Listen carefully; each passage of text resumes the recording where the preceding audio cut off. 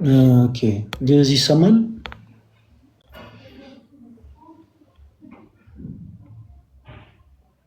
አይሰማም?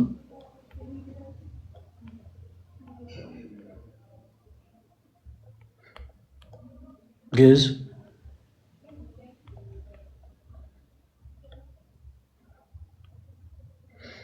እሺ፣ ማይሰማችሁ ከሆነ ታች ላስወርድ።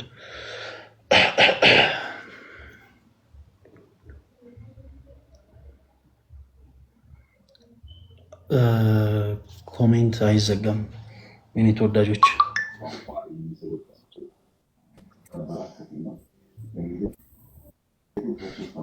እሺ ቴዶ ይሰማል?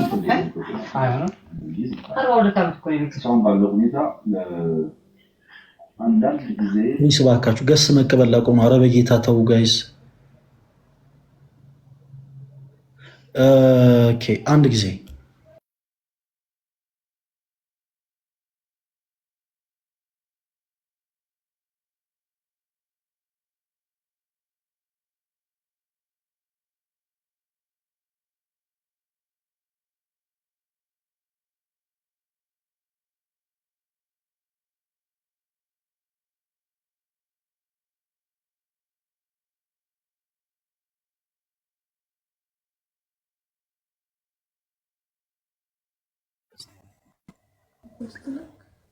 ኦኬ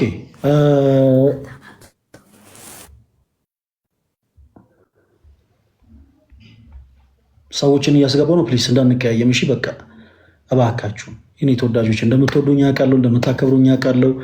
ሌሎች መልእክቶችን ሌላ ጊዜ እናወራለን። አሁን ግን ለእነዚህ ሰዎች ቅድሚያ መስጠት አለብን። እባካችሁን እባካችሁን እባካችሁን። እሺ ሰዎችን ፒክ እያደረኩ ላስገባ።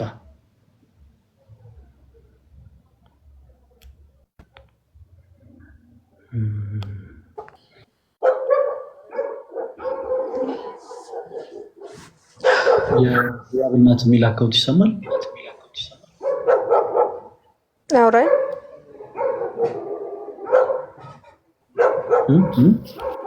የአብነት ነኝ። የህያብ እናት አይደል እኮ። ሰላም ሰላም፣ እንዴት ነህ? እግዚአብሔር ይመስገን። አይሰማም? ይሰማል? ኦኬ እሺ። በጣም እኔ ግን ያው በከባድ ሁኔታ ውስጥ ነው ያለሁት። ማለቴ ያው በመከራ ውስጥ መከራ ስል ደግሞ ያው እግዚአብሔር ከሰማይ በታች የሰጠኝ የኑሮ የመጀመሪያ ነው ልል ይገባል። ማለት በቤተሰብ በሁሉም ሁኔታ እና አንዳንዴ ምን ማድረግ እንዳለብኝ ሁሉ አላውቅም። እሺ ማን ነበር ስምሽ? ያው የልጄ ስም ነው ህያብ፣ የልጅ እናት ነኝ። ለዛ ነው። አንቺ ማን ብለን እንጥራ? እኔን ቤቲ በላይ። እሺ ቤቲ። እና በጣም ግልጽ አድርገሽ ንገሪኝ፣ ምን አይነት ችግሮች ውስጥ ነው ያለሽው?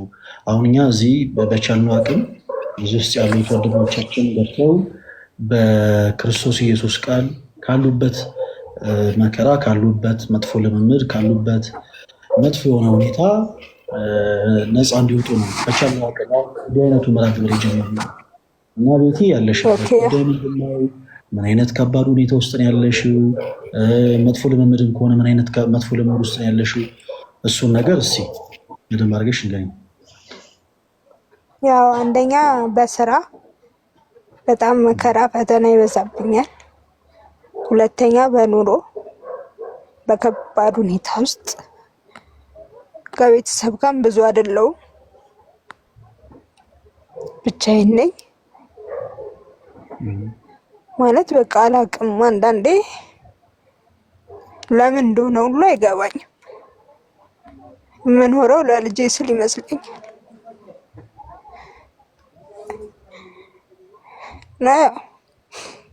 ምናልባት የሰው ልጅ የሰውን ታሪክ ሊቀይር አይችልም፣ እግዚአብሔር ግን ይችላል። የኔን ህይወት ማንም ሰው ሊቀይረው አይችልም። ችግሬንም ሊፈታ አይችልም። ችግሬን መፍታት የሚችለው እግዚአብሔር ብቻ ነው ብዬ ነው የማምነው። አንዳንዴ ለሰዎች በነገርኳቸው ቁጥር ይርቁኛል። ለምን እንደሆነ እራሱ አላውቅም። ቤተሰብ አለኝ ግን ይርቀኛል። ብቻ አላውቅም።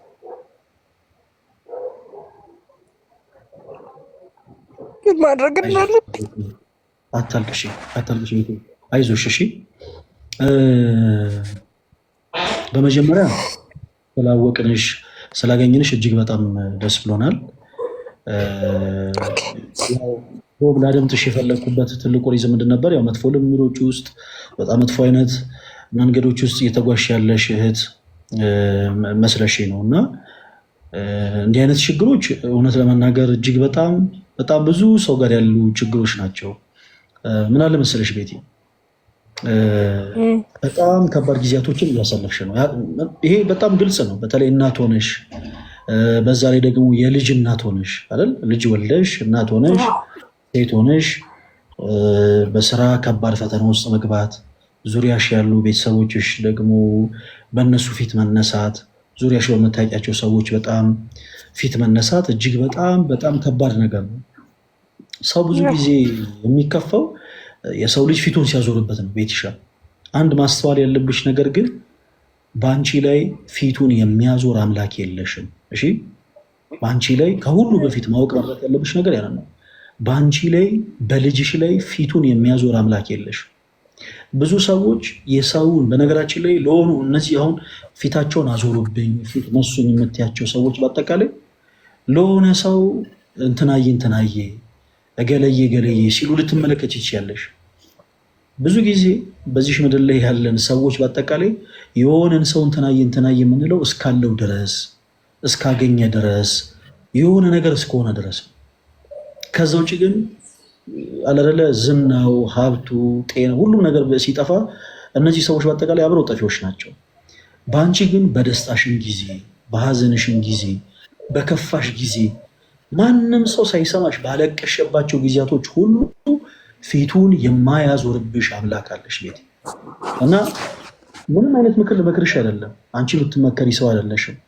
ግን ጊዜ ጣለኝ ብለሽ ጊዜ ገፋኝ ብለሽ ሰዎች ፊታቸውን አዞሩብኝ ብለሽ በምንም ታምር የሚወድሽን አምላክ ክርስቶስ ኢየሱስን እንዳታማርሪው። እሺ፣ ኦኬ? እሱ አለ አንቺን ከብዙ እሺ፣ ይቅርታ።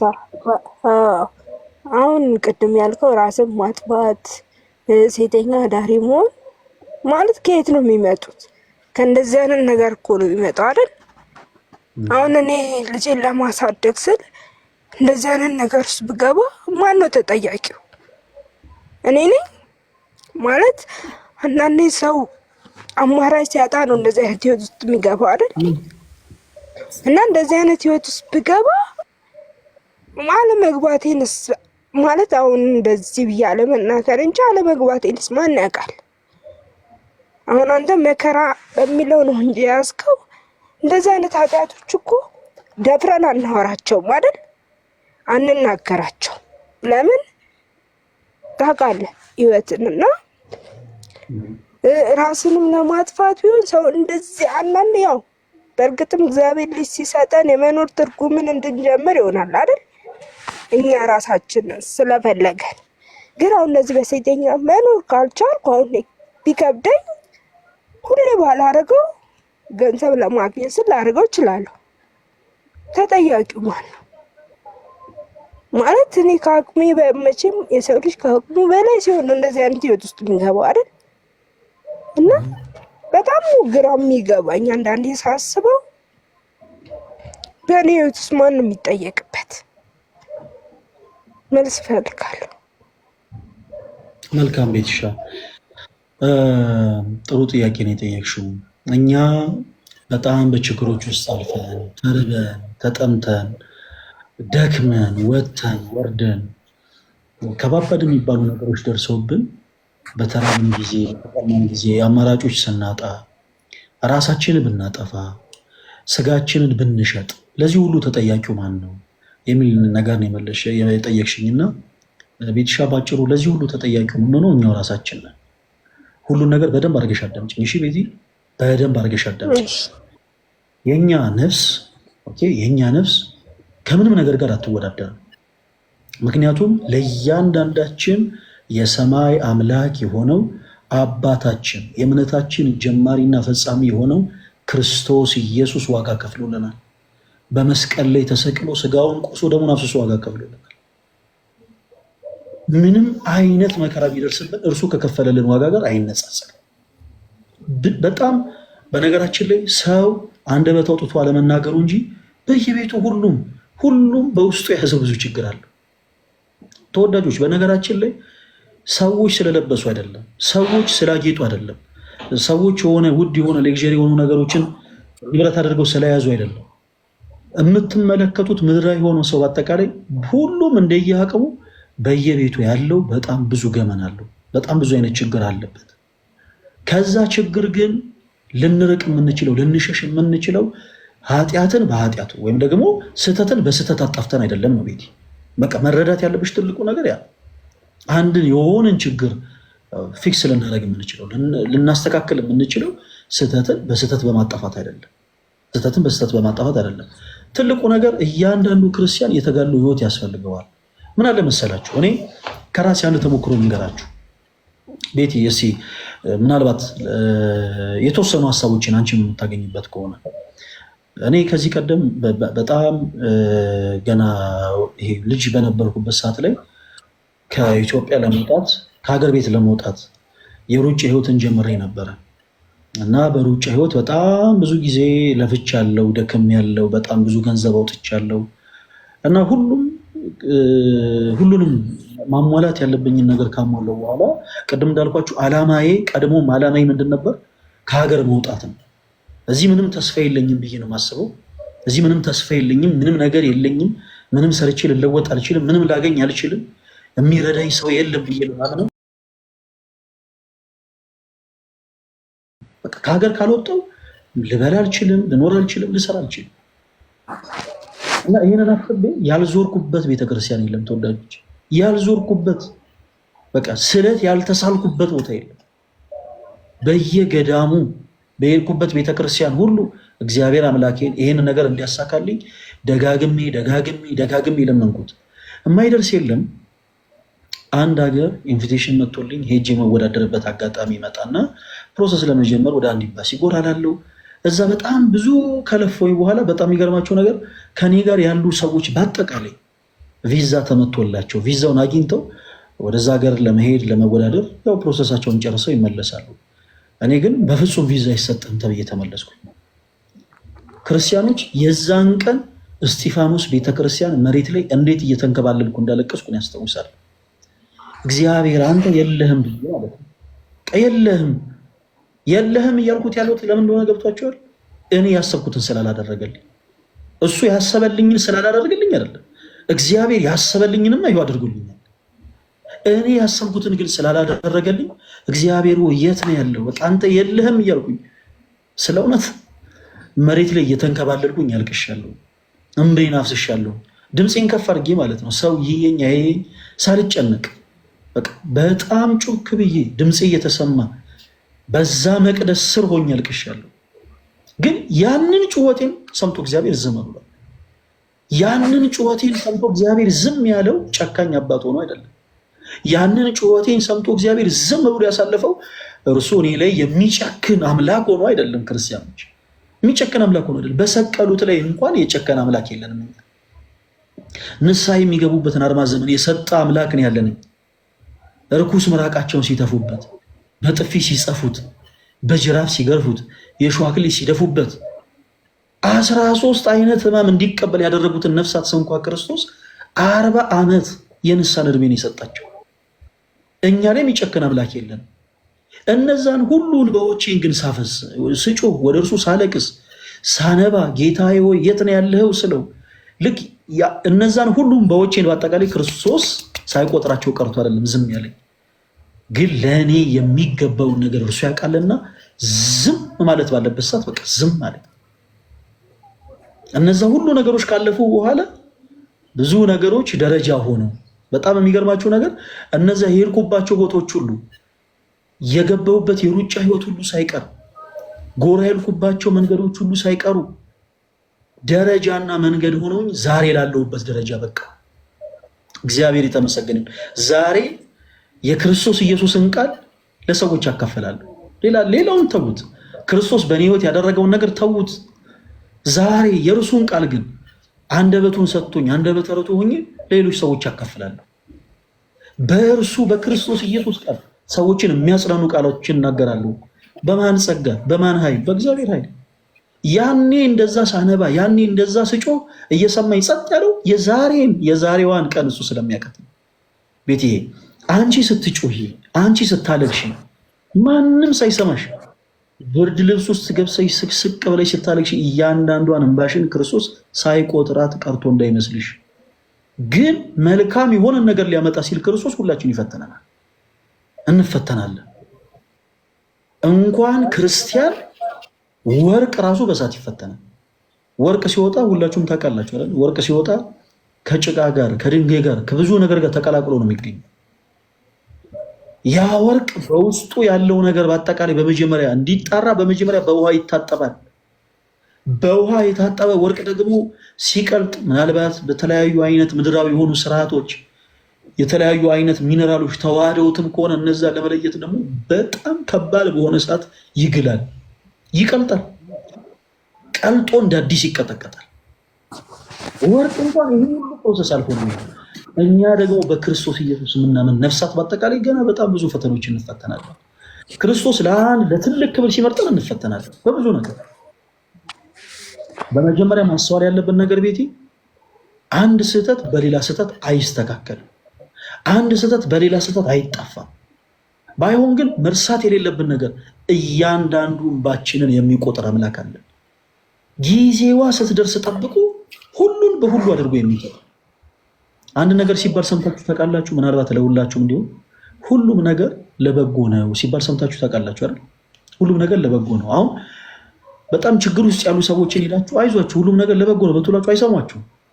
ማንም ሰው አይሰማም። ችግር ውስጥ ሆኖ ማንም ሰው አይሰማም። ቤትሽ ማንም ሰው ሀዘን ውስጥ ሆኖ ድካም ውስጥ ሆኖ ዝሎ በመንፈሳዊ ነገር በጣም ተዳክሞ አይዞ ሁሉም ነገር ለበጎ ነው ቢሉት ማንም ሰው አይሰማም። ለበጎ እንደሆነ ግን የምናውቀው ቤትሽ መቼ እንደሆነ ታውቂያለሽ? እግዚአብሔር ሁሉን ነገር ለበጎ አድርጎ ያሳየን ቀን ያቺ ቀን ትደርሳለች። ለካ ያኔ ያነባሁት ለዚህ ነበር። ለካ ያኔ እንባዬን ያፈሰሱት ከለዚህ ነበር። ለካ ያኔ ተርቤ ያለፍኩት ለዚህ ነበር። ለካ ያኔ እንደዛ ወድቄ የተነሳሁት ለዚህ ነበር። የምንልባትን ቀን ግን ክርስቶስ ያመጣታል። እስከዛው ድረስ ግን የሚጸና ጸንቶ መቆም አለበት። በዓለመ መላእክት ልክ ቅዱስ ገብርኤል ንቁም በበህላዌን እንደያለ በየእምነታችን ጸንተን እንቁም እንዳለ ሁሉ እያንዳንዱ በክርስቶስ ኢየሱስ የሚያምንም ደግሞ በአጠቃላይ በእምነቱ ጸንቶ መቆም አለበት። እርቦኛል ብሎ ክሩን የሚበጥስ ካለ፣ ጠምቶኛል ብሎ ከክርስቶስ ኢየሱስ ፈቃድ ዘወር የሚል ካለ ግን እሱ በነፍሱ ላይ ዕዳ ነው የመጣ። ተወዳጆች በነፍሳችን ላይ ዕዳ ማምጣት የለብንም። ሰማዕታት ግን ልጠይቅ፣ ምናልባት አሁን እንደዚህ ያልከው ማለት ነው የእውነት ተርበህ ታውቃለህ? ጥያቄሽን ጨርሽው መልስልሻለሁ። እንደዚህ ልል የፈለግኩት ማናችንም በዛ ቦታ ስንሆን ምን እንደምንወስን አናውቀው። የእውነት ነው የምልህ። ማለት ያ ሰዓት ለአንተ የመኖርና የመሞት ሰዓት ነው። ምናልባት 1 ቀን 2 ቀን 3 ቀን ሲሆን ተስፋ ማን ነው ማለት እኔ የምር ነው የምልህ። ይሄ ማናችንም አሁን እዚህ ጋር የሚያዳምጡት ሁሉ የእውነት ሊመሰክሩ ይችላሉ። ማንም ቀን 3 ቀን ወይ 2 ቀን አድሮ እግዚአብሔር ነው ተስፋ የሚል ሰው ካለ እውነት እኔ መሰክርለታለሁ። ምክንያቱም ያለህን ነገር ባሟጠጥክ ቁጥር የእውነት እግዚአብሔር የለም ወይ ወደ ማለት ነው የምትሄደው። ምክንያቱም አንደኛ ራብ ምን ያደርጋል? መጣማት ምን ያደርጋል? የምታስበው እግዚአብሔር የለም ሳይሆን ያ የውስጥህን ስሜት ነው። ምክንያቱም እኛ ሰዎች ነን አይደል? የሰው የራሱ የሆነ ባህሪያት አለው። የፈለገ እምነት ቢኖር የፈለገ ማንነት ቢኖር እኔ በጣም ብዙ ታግያለሁ እና በዛ ስሜቱ ስትሆን አይደለም ክር መበጠስ ሌላ ሃይማኖት ውስጥ ሄደህ ክርን አንጠልጥለ ሌላ ሃይማኖት ውስጥ ገብተህ ለምነህ ልትበላ ትችላለህ፣ ክርን እንኳን ባንገት ይዘህ። ምክንያቱም እዚህ ጋር ለመኖር ነው የምትታገለው። መቼም ከነ ክሬ እርቦኝ ልሙት አትልም፣ የእውነት አንልም። ሁላችንም እስቲ እዚህ ጋር ያለ ነው እናዳምጥ። ማለት በዛ ስሜት ውስጥ ስናልፍ በጣም በጣም ነው የሚከብደው። በጣም ማለት እስቲ አንድ ሰው አስበው እየራበው ከጎኑ ያለ ሰው ጠግቦ ሲበላ እኔ እንጃ በጣም ነው። እኔና ቀደም ያልኩ ማን ነው ተጠያቂው ያልኩ፣ እያንዳንዳችን ከጎናችን ያለውን ሰው ተጠያቂዎች እኛ ነን።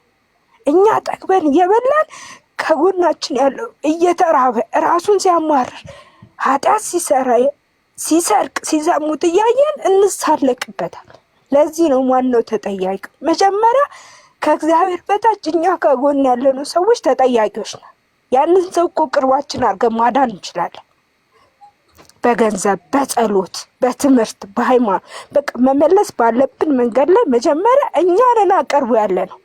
ቤተሰብ ሊሆን ይችላል፣ ጓደኛ ሊሆን ይችላል፣ ማንም ሰው። ለዚህ ነው ተጠያቂው ማን ነው እያልኩ ያለው። አንድ ሰው እርቦት እኔ ምር ነው ማለት እርቦት ማጅራ መጥቶ ሌባ ሲያዝ መጀመሪያ ያ ሰው ለምን ዘረቀ ነው የምለው።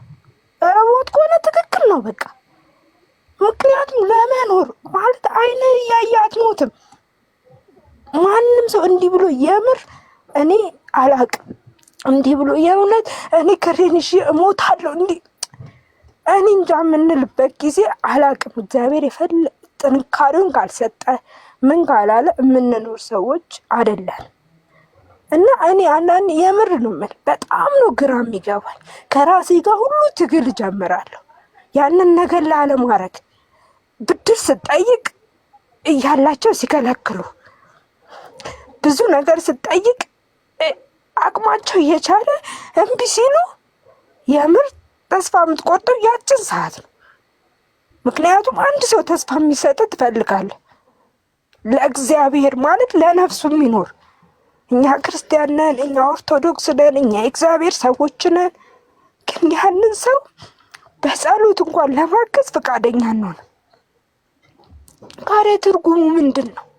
መረዳ አሁን ቅድሞ እንዳልከው ወደ ሴተኛ ዳሪ ወደ ራስ መጥፋት አልክ። መርዳት ከምን ይጀምራል? እኔ የምር ነው የምልህ ማንም ሰው በገንዘብ ቢረዳኝ የኔን ህይወት ሊቀይር አይችልም። ግን ቢጸልይልኝ የኔን ህይወት ይቀይራል። ገባህ አይደል? እኔ የምፈልገው ከኢትዮጵያ ህዝብ ጸሎት ነው። እስከ መጨረሻው ድኜ በራሴ መቆም ፈልጋለሁ። በቃ ማለት ምንድን ነው ምክንያቱ? ለምንድን ነው? ለዚህ ነው ስፈልግ ያገኘው ከምል እስቲ መልስ ስጠኝ። በቻልሽው አቅም አታልቅሽ እሺ ተወዳጅታችን።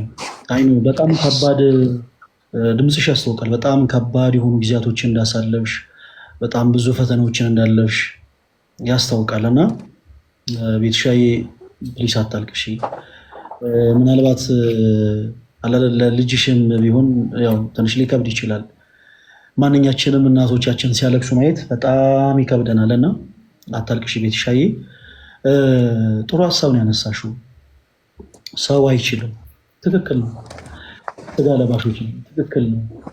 አሁን ግን እያለን ያለነው ስጋ ለባሽን ብንሆን ትልቁ ነገር ምን አለ መሰላችሁ ቤትሻዬ፣ አንቺንም በክርስቶስ ፍቅር ላረምሽ የምፈልገው ትልቁ ነገር አይ ነው በጣም ሀዘን ላይ ነሽ። በጣም ብዙ ችግሮች ተደራርበውብሻል። የእኛን ስህተት ግን ወደ ሰዎች ስህተት ማዞር አንችልም። እመኑ ልንገራችሁ፣ በሰማይ ቤት መቼም የሁላችን ዓላማ ምንድን ነው? እዚህ ውስጥ ያለን በአጠቃላይ የሁላችን ዓላማ ምንድን ነው? ኖረን ተስፋ የምናረጋት መንግስተ ሰማያትን መውረስ ነው። መንግስት የእግዚአብሔርን መንግስት የምንወርሰው ደግሞ በመጀመሪያ በክርስቶስ ኢየሱስ በማመን ነው። ከዛ በኋላ ደግሞ እያንዳንዱ ክርስቲያን ደግሞ በበጎ ስራ መጽናት አለበት። ለሁሉ እንደየስራው የሚያስረክብ አምላክ አለ። ለዛም ነው ቅዱስ ጳውሎስ በሮሜ መልእክቱ ምዕራፍ 2 ከቁጥር 6 እና 7 ላይ 6 ላይ እንደሆነ ምን ይላል? እርሱ ለሁሉ እንደየስራው ይከፍላል፣ እንደየስራው ይፈርዳል። እንደየስራችን የሚፈርድ አምላክ አለ።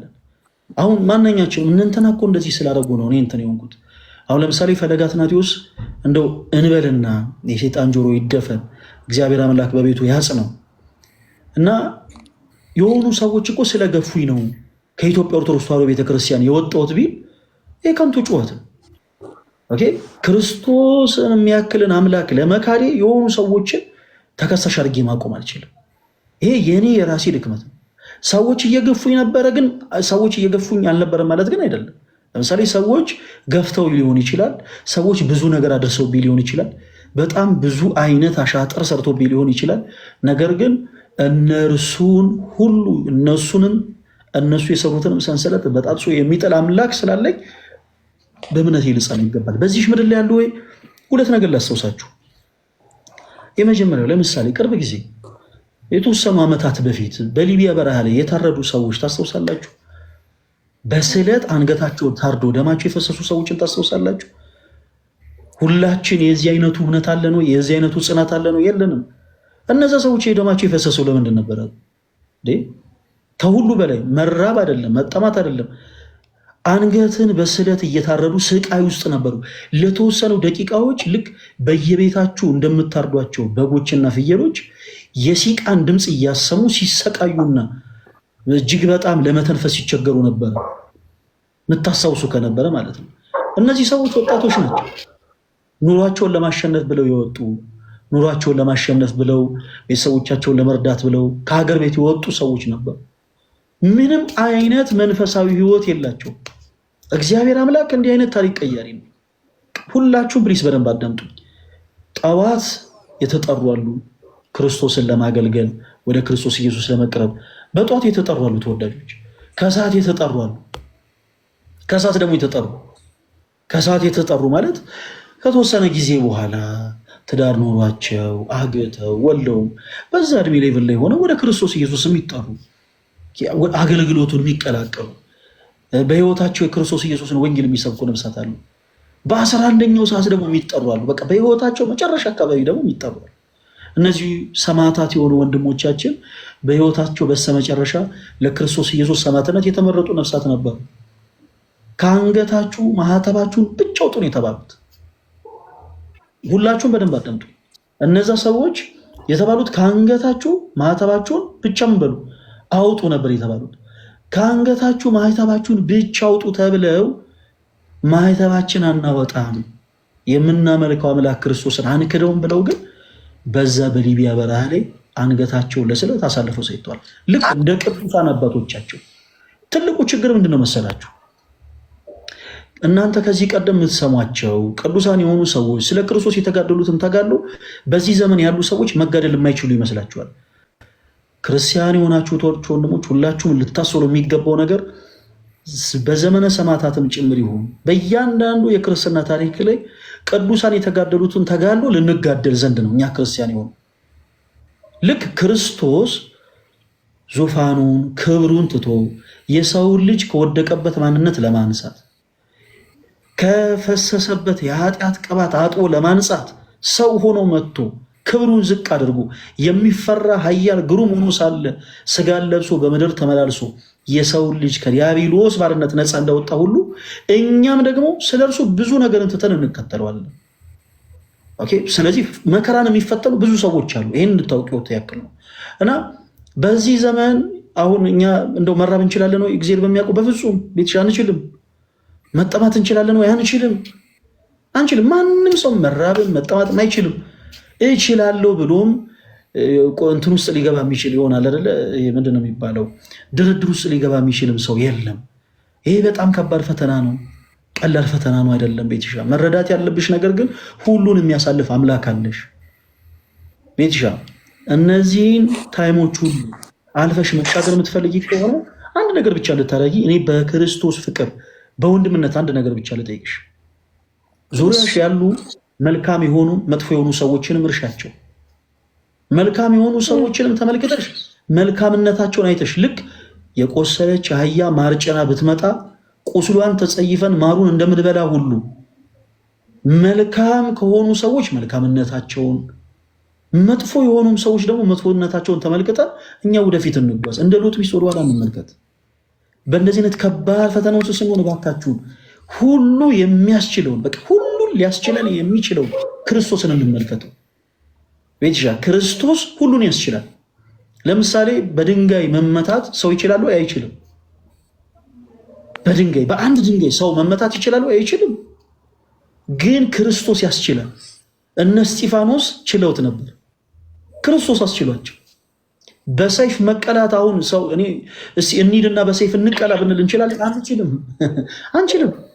ግን ሰማዕታትን ያስቻለ አምላክ አለ። እነ ቅዱስ ጳውሎስን፣ እነ ቅዱስ አርሴማን፣ እነ ቅዱስ ጊዮርጊስን ስለትን ያስቻለ አምላክ አለ። እነ ቅዱስ ቶማስን፣ ሐዋርያው ቶማስ ስለትን ያስቻለ አምላክ አለ። እርሱም ደግሞ ስሙ ኢየሱስ ክርስቶስ። ረሃብን፣ ጥምን ሰዎች ይችላሉ? አይችሉም። የእስራኤልን ሕዝብ ግን ረሃብና ጥምን ያስቻለ ደግሞ አምላክ አለን። ነቢዩ ኤልያስን ረሃብና ጥምን ደግሞ ያስቻለ አምላክ አለን። እርሱም ማን ነው? ክርስቶስ ኢየሱስ። ሰው በሰውነቱ ይችላል ወይ? ቤትሻ ግልጽ እኮ ነው፣ አይችልም። ዛሬ እዚህ ላይ ብላ ያሉትን 7000 ሰዎች በአጠቃላይ ያሰልፈሽ እኔ የተቀበሉትን ችግር ትችላለሁ ብትይ ሁሉም ምላሻለ አንችልም ነው። ማንም አረ ምን ቀላል ነው፣ ምን እንዳንቺ አይነት ፈተና ቢመጣብኝ እኔ እንደዚህ አደርጋለሁ። ይሄ ሞኝነት ነው።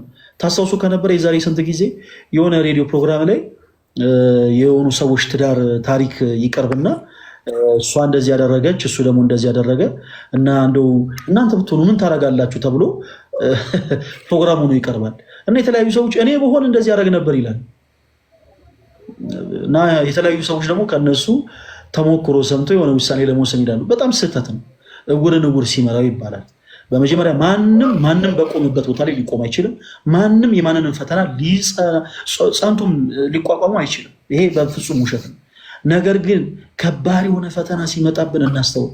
ሁሉን የሚያስችል አምላክ አለን። ማነው? እርሱ ክርስቶስ ኢየሱስ። ሁሉን የሚያስችል ማጣትን፣ መቸገርን ሰው ይችላሉ? አይችልም። ዛሬ ፈለገ አትናቴዎስ የሆነ ነገር ደርሶበት እንበልና ሁሉ ዙሪያ ያለውን ነገር ቢያጣ መራብን ማጣትን ይችላሉ? አይችልም።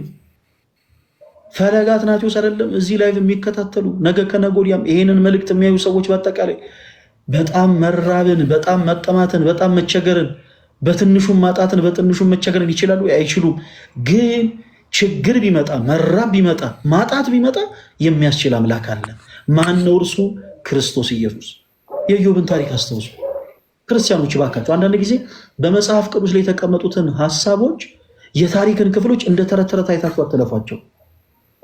የቅዱሳኑ ተጋድሎ የተቀመጠልን የእነሱን ተጋድሎ ተመልክተን እኛ እንድንጸና ዘንድ ነው።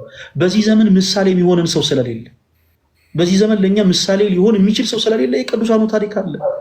ኢዮብን ምሳሌ እንዳደርግ 11 ልጆቹን አጣ፣ ሀብት ንብረቱን አጣ። አቶ ግን መጽናትን፣ አቶ ግን ጊዜን ማሳለፍን አስችሎ ታየን። በማን? በእግዚአብሔር። ስለዚህ መርሳት የለባችሁ የእግዚአብሔር ጸጋ ከሁላችን ጋር ነው። በዚህ አጋጣሚ ተርባችሁ ያላችሁ፣ ተጠምታችሁ ያላችሁ፣ በእስር ላይ ያላችሁ፣ ታርዛችሁ ያላችሁ፣ በስደት ላይ ያላችሁ፣ በስደት ላይ በባዳ ሰው መከራ እየደረሰባችሁ ያላችሁ፣ ተቸግራችሁ ያላችሁ፣ ታማችሁ ያላችሁ፣ ተጨንቃችሁ ያላችሁ፣ በአልጋ ላይ የወደቃችሁ፣ በደዌ ዳኛ የተያዛችሁ፣ ተጎሳቅላችሁ ያላችሁ፣ ብዙ ነገር አጣችሁ ያላችሁ፣ አግኝታችሁ ወደ ታች ወርዳችሁ ያጣችሁ ሁላችሁ እንዳትረሱ። ሁላችንንም አተን ጭምር ተረበን፣ ተጠምተን፣ ቸግረን፣ በእስር ላይ ሆነን ኢቭን አውሬ በሚመላለስበት ጫካ ላይ ሁሉ ተጥለን ዛሬን አልፈን እንድኖር የፈቀደልን እግዚአብሔር ነው። ስለዚህ እንዳትረሱ የእግዚአብሔር ጸጋ ከኛ ጋር ነው። ቤትሻ መርሳት የለብሽም። የእግዚአብሔር ጸጋ ከአንቺ ጋር ነው። ጤናማ የሆነ ልጅን የሰጠሽ ማን ነው? ቤቲ ፈጣሪ እግዚአብሔር ነው። የዚህ ልጅ እድል እኛ እናውቅ። እግዚአብሔር አምላክ በልጅሽ ምን አይነት እድል እንደሚያመጣ፣ በወለድሽው ልጅ እንዴት እንደሚባርክሽ፣ በወለድሽው ልጅ ምን አይነት ነገርን በሕይወትሽ እንደሚያመጣ እኛ እናውቅም። እንዲህ አይነቱን ጤናማ ልጅ የሰጠሽ እግዚአብሔር ነው። የእግዚአብሔር ጸጋ ከአንቺ ጋር እንዳለ ትልቁ ማሳያ ልጅ ነው። እስትንፋስሽ ተኝተሽ ነበረ ትናንት፣ ዛሬ ተነስተሻል። ዛሬ መሽቷል፣ ዳግም ትተኛለሽ፣ ስጋሽን ተሰርፊያለሽ፣ ነገ በጧት ትነሻለሽ፣ የነገዋን ፀሐይ ትመለከቻለሽ። የነገዋን ፀሐይ ጭምር እንድታያደረገሽ ማን ነው? እግዚአብሔር። የእግዚአብሔር ጸጋ አሁንም ከአንቺ ጋር አለ ማለት ነው። ጊዜውን ጠብቆ ግን ይህንን የመከራ ጊዜ የሚያሳልፍበት ወቅት አለ። ሁሌ ተቸግረሽ ሁሌ ተጨንቀሽ ትኖሪያለሽ ማለት አይደለም ቤትሽ እና ፕሊስ በቃ በዙሪያችን ያሉትን መጥፎ የሆኑ ሰዎችን መመልከት እናቁም። በጣም ደግሞ በድሎት የሚኖሩ መልካምም የሆኑ ሰዎች ቢሆኑ የእነሱንም ነገር መመልከት እናቁም። የማይረሳን አምላክ እንዳለን እንመልከት። ሙሽራው ገብረ ክርስቶስ የተባለ ጻድቅ አባት በጣም የሚገርማችሁ ነገር እንደው በጌታ ቤትሻ የእሱን ታሪክ አንድ ጊዜ ብቻ ልንገርሽ። ሙሽራው ገብረ ክርስቶስ በቤተክርስቲያናችን ካሉ ቅዱሳን አንዱ ነው እና በ14 ያው ወርሃዊ ክብረ በዓሉ ይከበራል። ይህ ቅዱስ በቁስጥንጥንያ ሀገር የነገስታት ቤተሰብ አባቱ ቴዎዶሲዎስ እናቱ ደግሞ መርኬዛ ትባላለች። ታሪኩን አሳጥሬ ነው የምነግራችሁ ተወዳጆች። እና ከልጅነቱ ይህ ሰው በምናኔ ህይወትን መኖር ይሻ ነበረ። ነገር ግን የእናት የአባቱን ፈቃድ ለመፈጸም ሲል በትዳር ህይወት እንዲገባ ይደረጋል እና አንዲት ሴት ታሽታለት በስርዓተ ቤተክርስቲያን በሀገሪቱ ያለ ሊቀ ጳጳስ በስጋ ወደሙ ቅዱስ ስጋውን ክቡር ደሙን ተቀብለው በአንድነት ፈለማ እንዲዋሃዱ በትዳር ህግ ይባርካቸዋል። ከዛ በኋላ ግን በስጋ ያገባትን ያችን ሴት አስፈቅዶ ወደ መናኔ ህይወት ይሄዳል። ወደ መናኔ ህይወት ታሪኩን አሳጠሪ ነው የምነግራችሁ። ወደ መናኔ ህይወት ሲሄድ ከሀገሩ እጅግ በጣም ብዙ ምዕራፍን ተጉዞ አርማንያ ውስጥ ባለች በአንድ ቤተክርስቲያን ውስጥ ረዥም ጊዜ ተጋድሎ ነበር። በጣም የሚገርማችሁ በቤተክርስቲያኑ አጥር ስር ሆኖ እንደኔ ቢጤ ቁጭ ብሎ ይለምን ነበር። እንደኔ ቢጤ ቁጭ ብሎ ይለምን ነበር። ረዥም ጊዜ በተጋድሎ ልክ እንደዚህ ነው ያሳለፈው። ክርስቶስ ኢየሱስን በህይወቱ እያመሰገነ ክርስቶስ ኢየሱስን በህይወቱ እያከበረ የምናኔን ህይወት ገንዘብ አድርጎ ዓለምን ንቆ ዓለምም ንቀው ተራ ሰው ሆኖ በአንዲት አርማንያ ውስጥ ባለች ቤተክርስቲያን አጠገብ ከሰዎች ምጽዋትን እየተቀበለ ነበር የኖረው። ያገኛት ምጽዋት ደግሞ እርሱ መልሶ ለሌሎች ነዳያን ያከፋፍል ነበር እና ከብዙ ጊዜ በኋላ ወደ አባቱ ግዛት ይመለሳል። ሌላ ጊዜ ታሪኩን በስፋት እነግራችኋለሁ። እና ወደ አባቱ ግዛት ሲመለስ የአባቱ ወታደሮች አላወቁትም። በሱ ላይ ምራቃቸውን ጢቅ ያደረጉበት ነበር፣ ቆሻሻ ይደፉበት ነበር፣ የስጋ ልፋጭ ይጥሉበት ነበር። የቤተ መንግስት ውሾች ደግሞ ስጋውን እናነሳለን እያሉ ስጋውን ያባዝቱበት ነበር። ገብረ ክርስቶስ እንዲህ ባለ መከራ ሲሆን አንድ ጸሎት ነበር የጸለየው። ጌታዬ ሆይ ወደማትጠላኝ ወደማትጸየፈኝ ወደ አንተ እመጣ ዘንድ ፍቀድልኝ ያለው። ክርስቲያኖች ከባድ ፈተና ቢበዛባችሁ ዙሪያችሁ ያሉ ሰዎች በአጠቃላይ ለምን እንደ እሳት እየነደዱ አይከቧችሁም? እንዳትረሱ የማይጠላችሁ የማይጸየፋችሁ አምላክ አላችሁ። ሰው እኮ በጣም በሚገርም ሁኔታ አንዲት ሴት አልወደደችኝም ብሎ ራሱን ሊያጠፋ ይሞክራል። አንዲት ሴት አንድ ወንድ እኔን ጠልቶኛል ብላ እኮ አንዲት እህት ራሷን ልታጠፋ ትሞክራለች። ክርስቲያኖች ዓለም በአጠቃላይ እኩል እሳት እያነደደ ቢጠላችሁ፣ ዓለም በአጠቃላይ ፊቱን ቢያዞርባችሁ፣ ዓለም በአጠቃላይ ከፍ ዝቅ አድርጎ ቢገለምጣችሁ እንዳትረሱ የማይጠላችሁ የማይጸየፋችሁ አምላክ አለ። እርሱም ደግሞ የጌቶች ጌታ የአምላኮች አምላክ የንጉሶች ንጉስ የሆነው ክርስቶስ ኢየሱስ ነው። ስለዚህ ቤቴ እንዳትረሺ። ሰዎች ፊታቸውን ሊያዞሩብሽ ይችላሉ። ሰዎች እንድትራቢ፣ እንድትጠሚ፣ በጣም ብዙ ነገርን ሊያደርሱብሽ ይችላሉ። ነገር ግን እንዳትረሺ በአንቺ ላይ የማይጨክን እያንዳንዱ ያፈሰሻትን እንባ ለክቶ በዛው ልክ በአንቺ ላይ ቸርነቱና ምሕረቱን የሚያዘብ ደግ ሩህሩህ አምላክ አለሽ። ይህንን መርሳት የለብሽም። እስከዛው ድረስ ግን በእምነታችን ጸንተን ልንቆም ይገባል። የሚደርስብን መከራ ከባድ ነው። አዎ ከባድ ነው። የሚደርስብን ችግር ከባድ ነው። አዎ ከባድ ነው። ነገር ግን መርሳት የለብንም። ሰው ነው። ሰው ፊቱን ሊያዞርብን ይችላል። ዛሬ ተደግፍነው ነገ ሊንሸራተትብን ይችላል። ዛሬ ጸንተን የቆምንበት መሬት ሊሸራረፍና ሊንቀጠቀጥ ይችላል።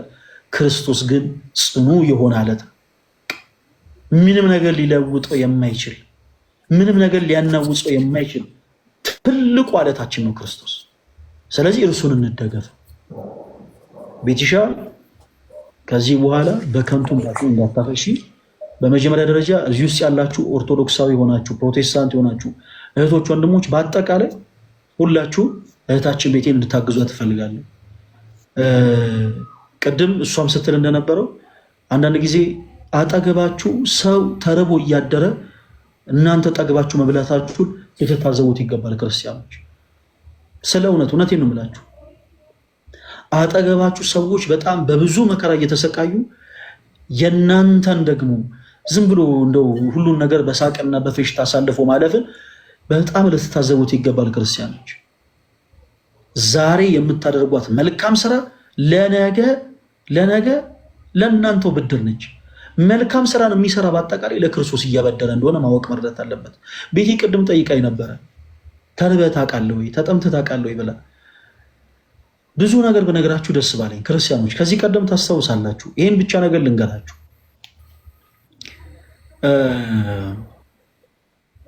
ከዚህ ቀደም ወደ 2012 ዓ.ም አካባቢ ከ2009 ዓ.ም ጀምሮ ወደ ዘብር ገብርኤል ለአገልግሎት እመላለስ ነበር። ቅዳሜ ሄጄ እሁድ ነበር የምመለሰው እና በምንሄድበት መኪና ሰዎችን እያሰማርን የክርስቶስ ኢየሱስን ወንጌል እየሰበክን እንጓዝ ነበር እና ሁልጊዜ አንድ የለመድኩት ልማድ ነበረ፣ በጣም የምኮፈስበት። ቤቴ በደንብ አዳምጪኝ ፕሊስ። በጣም የምጀንንበት ያ ምንድን ነበረ መሰለሽ? ልክ ጣርማ በር አካባቢ ስደርስ በመኪና ውስጥ አንዳንድ ጊዜ እዛ ቦታ ሱቤ ለመያዝ ለመቀመጥ እዛው ለመቆየት የሚመጡ በጣም ብዙ የሆኑ ሰዎች አሉ እና ያስታውቃሉ። እንደዚህ የሚመጡ ሰዎች ልብሳቸው ድፍ ያለች ናት፣ እንደው ደህና ነገር የላቸውም። እዛው ለመቆየት እንደመጡ ያስታውቃሉ። እና ሁልጊዜ ምን አደረግ ነበር መሰላችሁ? ከሾፌሩ ፌስታል እቀበልና ስለ ገብርኤል እያልኩ ሁሉንም ሰው ለምናለሁ። ሁሉንም ሰው ስለ ገብርኤል እያልኩ ሁሉንም ሰው ለምንና ሁሉም ሰው የሰጠኝን ገንዘብ በአጠቃላይ ቋጥሬ ለእነዚህ ሰዎች በሶ፣ ስኳር፣ የተለያዩ ነገሮችን መግዣ የሆናቸው ዘንድ እሰጣቸዋል። ክርስቲያኖች ፕሊስ እባካችሁ ስትሰጡ አትበጡ፣ አትኮፈሱ። እግዚአብሔር የሰጣችሁን ነገር ነው እየሰጣችሁ ያላችሁት። ሰጣችሁ ልክ እንደው ሀገር ምድሩን እንደገዛ ሰው አክት አታደርጉ። እኔ እንዴት ጎረር እንደነበረ ልነግራችሁ አልችልም። ሰብሰብ ባረግና ለነዛ ሰዎች ይሰጣችኋል። ለካ ያንን ማድረግ ክርስቶስ ኢየሱስን ማበደር እንደሆነ አላወኩኝ። መልካም ስራ ለክፉ ቀን ስንቅ ነው የሚባለው።